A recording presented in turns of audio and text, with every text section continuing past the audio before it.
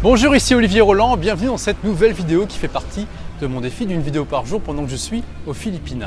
Alors, ce que j'aimerais partager avec vous aujourd'hui, c'est tout simplement une technique, une méthode pour trouver le bon angle d'approche lorsque vous avez des discussions qui sont très importantes, des conversations cruciales. Et j'aime bien parler d'angle d'approche dans ces cas-là parce que pour moi, en fait, voilà, on a des discussions en fait dans notre vie qui sont beaucoup plus importantes que les autres. Alors si vous vous rappelez, je vous parlais dans une vidéo précédente de la loi de Pareto, du fait que en général on a 20% des actions ou des choses dans un domaine qui vont fournir 80% des résultats. 20% des pays se partagent 80% des richesses du monde, 20% de nos actions vont nous apporter 80% de nos résultats, on a 20% des gens qu'on côtoie qui nous apportent 80% de notre bonheur, etc.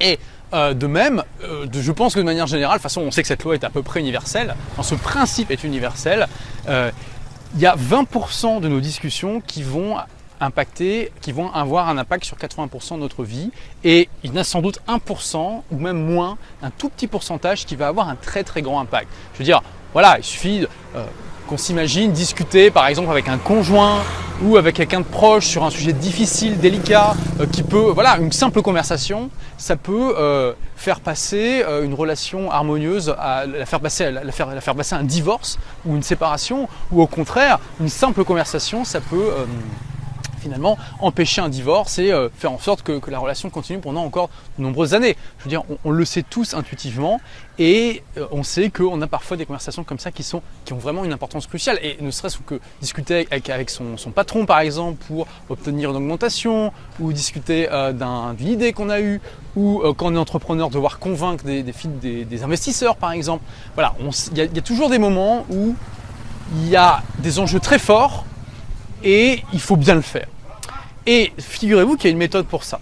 Mais avant que je vous parle de cette méthode, j'aimerais vous raconter une petite anecdote qui s'est passée à Miami il y a quelques mois, c'était en janvier 2014. Donc Olivier Seban, l'auteur de Tout le monde mérite d'être riche, a décidé d'organiser à Miami.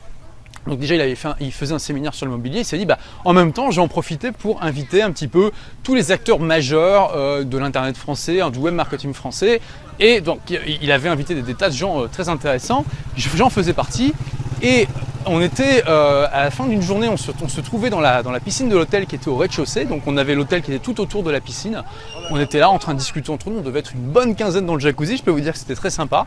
Et voilà, forcément entre entrepreneurs, on avait une discussion assez animée, on échangeait des idées, des blagues, vous imaginez un petit peu comment ça se passe. Et il devait être, je ne saurais pas dire, peut-être 11h du soir. Et en fait, on se rendait pas compte, parce que comme souvent comme ça, dans ces cas-là, on est pris par la discussion. On se rendait pas compte, mais on était très bruyants en fait. Et il y a des gens en fait autour, qui se trouvaient dans les chambres de l'hôtel, qui nous entendaient, qui se sont plaints. Et donc il y a quelqu'un de l'hôtel qui est venu nous voir, et ce qu'il nous a dit était extraordinaire, et ça a marqué tout le monde.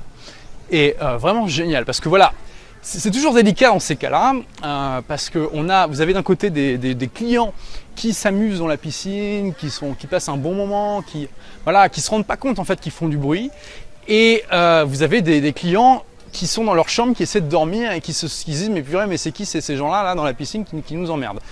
Et donc vous êtes un petit peu dans ce cas-là entre deux feux, parce que vous savez que les clients dans la piscine, ils risquent de râler en se disant mais ça y est, on n'a même plus le droit de s'amuser, on est venu ici quand même, c'est un peu pour se détendre, etc. Et d'un autre côté, on a les clients, si vous faites rien, et les clients des chambres, ils vont péter une durite, ils vont tout vous casser dans la chambre. Alors qu'est-ce que vous faites dans ces cas-là? Eh ben, vous envoyez quelqu'un qui a l'art de manier les choses très bien. Voilà, donc cet employé de l'hôtel est venu nous voir, et il nous a dit, voilà, en gros ce qu'il nous a dit, c'était assez extraordinaire, il a fait vraiment extrêmement bien, il a dit bonjour les gars, hi guys comme ils disent nos amis américains, je vois que vous vous amusez carrément, et c'est super, et franchement je suis jaloux de ne pas être avec vous dans la piscine, mais je suis désolé, il y a des gens qui se sont plaints dans la chambre, et je pense qu'en fait ils sont jaloux parce qu'ils ne s'amusent pas comme vous, et du coup voilà, ils sont un petit peu ronchons, et franchement moi enfin si je pouvais le faire, je viendrais avec vous, quoi. Mais je suis désolé, je suis un employé de l'hôtel et malheureusement il y a des clients qui se sont plaints. Et bon voilà, malgré que ce soit un peu des jaloux, il va falloir, enfin je suis désolé, mais il faut baisser un petit peu. Moi ce que je vous propose en fait, c'est d'aller dans le jacuzzi qui se trouve tout en haut, hein, sur le toit de l'hôtel, et qui du coup vous gênerez personne parce que il y a personne en haut, enfin sur le toit de l'hôtel vous gênerez personne parce que là on avait toutes les chambres autour de nous, tandis que ça serait pas le cas dans le toit de l'hôtel. Et donc ce qu'il a fait finalement, c'est il a dit d'un ton très marrant finalement, d'un ton très amusé, un playful, et donc c'était à la fois drôle, c'était à la fois un petit peu flatteur, hein, puisque voilà, en fait il s'est mis dans notre état d'esprit. Il s'est dit ok, voilà, ces gens-là ils s'amusent, ils passent un bon moment, je vais montrer de l'empathie à leur égard, et voilà, il nous a un petit peu brossé dans le sens du poil, c'est clair, en disant voilà, ils sont jaloux, etc. On sait que bon, il le pensait pas forcément vraiment, mais en même temps, il a jamais prétendu le contraire, il le disait d'une manière drôle. Mais voilà, c'était dit d'une manière légère, sympathique, valorisante, et du coup, c'est extrêmement bien passé, au point que voilà, il a frappé beaucoup de gens, et d'ailleurs, ça m'a frappé au point que je vous en parle aujourd'hui. Et je pense même qu'il y a certains qui disaient qu'ils allaient devoir prendre des notes sur la manière d'amener la chose. Et voilà un exemple, une anecdote sur quelqu'un qui a su, juste avec quelques mots, désamorcer. Alors évidemment, c'est pas une situation, une crise d'état, c'est pas une situation avec une grande catastrophe, mais il a su désamorcer quand même une situation un petit peu délicate où ça aurait pu plus mal se passer. Hein. On peut imaginer que si la personne avait été moins, enfin si l'employé avait été moins diplomate, peut-être que il y a des gens qui auraient laissé des mauvaises notes sur TripAdvisor par exemple, peut-être que ça aurait amené du coup moins de clients dans l'hôtel, peut-être que ça aurait eu des répercussions économiques sur cette entreprise. Et voilà l'anecdote que je voulais partager avec vous. Et on le sait, enfin, je pense que vous le savez comme moi, on a des conversations comme ça qui sont importantes. Celle-là, c'est juste un exemple anecdotique. Mais ça montre, ça illustre bien ce fait que quand on amène les choses de manière... Enfin, quand on trouve le bon angle d'approche, ça va tout de suite mieux. Alors, d'ailleurs, je me rends compte que j'ai pas fini ma parenthèse tout à l'heure sur l'angle d'approche. Pourquoi je trouve que c'est une excellente analogie? En fait, c'est comme un vaisseau spatial qui essaie de rentrer dans l'atmosphère. Il faut qu'il ait un angle d'approche très très précis, hein, qui est calculé. Et si l'angle est trop ouvert, eh bien le vaisseau va tout simplement rebondir sur l'atmosphère et partir dans l'espace. S'il a un angle qui est trop fermé, eh bien le vaisseau va tout simplement brûler dans l'atmosphère. Donc il faut que l'angle soit extrêmement précis pour que ça rentre en fait dans les paramètres de résistance à l'échauffement du vaisseau, etc. Et amener les choses de manière positive, bien, de manière à ce que tout le monde sorte content et tout le monde ait progressé et qu'on ait désamorcé une situation, c'est exactement ça. Il faut trouver le bon angle d'approche parce que si vous pouvez vous retrouver soit perdu dans l'espace, soit brûlé. Donc voilà, il faut faire attention. Alors, quelle est cette fameuse méthode pour gérer des conversations cruciales? Eh bien, en fait, figurez-vous qu'il y a 2 livres que je vous recommande sur ce sujet. Alors, je pourrais vous en parler de cette méthode en détail, mais ça prendrait, je pense, au moins une demi-heure, si ce n'est pas 1 heure. Et comme je veux garder ces vidéos au format court, je préfère juste vous parler de là où vous allez pouvoir les trouver. Bon, le livre Comment se faire des amis, j'en ai déjà parlé de nombreuses fois. Il y a eu un résumé sur mon blog des livres pour changer de vie. Je vous ai mis le lien juste en dessous, à la fois vers le résumé et vers le bouquin. Voilà, il est en version poche, il doit coûter 5 ou 6 euros. Si vous ne l'avez pas encore lu, vraiment, je pense que c'est quelque chose d'extraordinaire. Enfin, c'est un des quelques livres que tous les entrepreneurs devraient avoir lu, hein, ça c'est clair. Et il y a beaucoup de gens, malheureusement, qui vraiment en ont besoin.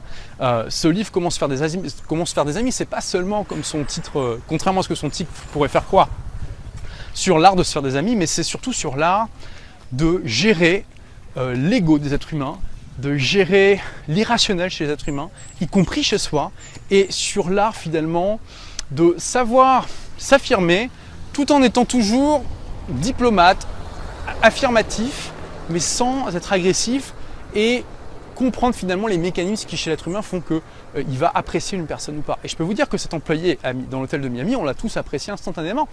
Alors que, bon, finalement, on connaissait ni David ni Adam, mais on a tous été tellement impressionnés par sa capacité de trouver le bon angle d'approche qu'il a tout de suite gagné notre estime, finalement. Et comment se faire des amis, c'est vraiment à propos de ça, c'est comment gagner l'estime des gens. Ça n'empêche pas évidemment, ça n'empêche pas de ne pas être d'accord avec certaines personnes, ça n'empêche pas que, comme pour cet employé de l'hôtel de Miami, eh ben, on est parfois confronté à des situations délicates où il y a des conflits d'intérêts, il faut savoir désamorcer un petit peu. Mais En tout cas, voilà, c'est comment gagner l'estime des gens, et c'est tout de suite beaucoup plus facile quand les gens vous respectent, vous estiment pour des choses réelles. Donc comment se faire des amis, je vous le recommande vraiment. Et ensuite il y a le livre Conversation cruciale qui, alors lui, pour le coup, autant comment se faire des amis, c'est un best-seller, je crois qu'il a été vendu à 50 millions d'exemplaires, quelque chose comme ça, c'est quand même assez impressionnant pour un livre de non-fiction. Et il y a donc Conversation cruciale qui lui est beaucoup moins connu, et c'est bien dommage parce que pour le coup c'est une vraie méthode, un vrai process pas à pas sur l'art de gérer les conversations cruciales comme le titre du livre l'indique. Et vous avez de la chance, et c'est aussi pour ça que je vous en parle dans cette vidéo, j'ai fait un résumé de ce livre Conversation cruciale sur mon blog des livres pour changer de vie, je vous ai mis aussi le lien juste en dessous de la vidéo, et en plus, bande de petits vénards, j'avais même fait un podcast à l'époque qui reprend un petit peu la chronique, donc vous allez même, si vous n'avez pas le temps de lire la chronique, vous pouvez le télécharger dans votre baladeur MP3 ou dans votre iPhone, enfin votre smartphone, et vous pouvez l'écouter lors de la prochaine fois que vous serez dans les transports en commun par exemple, vous prenez la voiture, ou vous faites du sport, ou vous faites la vaisselle, enfin la prochaine fois que vous ferez une activité qui finalement qui nécessite pas que votre cerveau soit complètement concentré dessus. Et ce livre Conversation cruciale, il est juste génial parce qu'il est, voilà, c'est des chercheurs qui ont mis au point une méthode extraordinaire sur justement comment, enfin, la meilleure méthode scientifiquement prouvée, scientifiquement étudiée sur comment amener les choses qui sont les sujets délicats, où il y a des forts enjeux, où il y a des risques très importants de dérapage si c'est pas bien géré, où il y a énormément d'émotions, où c'est loin d'être rationnel, etc. Bref, des situations délicates comme on en a tous connu, et qui sont toujours très difficiles pour nous à gérer. Et c'est ça le paradoxe finalement de ces moments, c'est que à la fois on sait que si la réussite ou l'échec de notre gestion de ce moment-là va faire une énorme différence dans notre vie, en tout cas au moins notre vie à court terme, et en même temps on est tellement un petit peu écrasé par l'ampleur de la tâche qu'on n'est pas au top de nos moyens. Et le livre Conversation cruciale, il vous donne une méthode pas à pas pour gérer ça. Donc moi ce que je vous recommande, c'est de lire la chronique ou d'écouter le podcast, et ensuite tout simplement pour avoir à l'esprit cette méthode, savoir qu'elle existe, et la prochaine fois que vous devez avoir une grande discussion avec quelqu'un sur un sujet, vous relisez le processus et vous l'appliquez.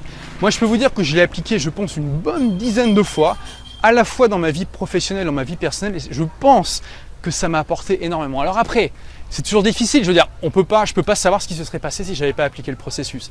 Mais j'ai eu à avoir des discussions très très importantes, avec des enjeux forts pour ma vie en tout cas, et la vie aussi des personnes avec qui je devais avoir ces discussions-là. Et je sais que ça s'est toujours très bien passé finalement. Ça s'est toujours très bien passé. Et je suis sûr que sans cette méthode, cette approche, le résultat n'aurait pas été le même du tout.